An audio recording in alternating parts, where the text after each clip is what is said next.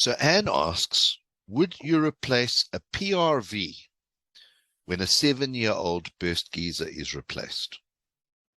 Glenn, that's definitely yours.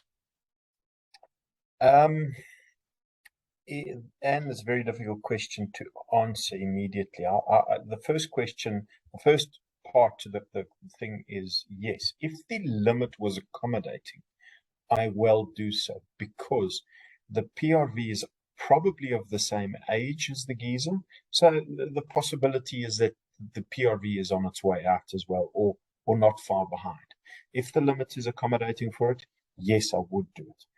If the limit is not accommodating for it and the PRV has not failed, then no, I wouldn't do it. It would be a case of, as and when it fails, you would then treat it. You couldn't just replace it as and when you felt like it.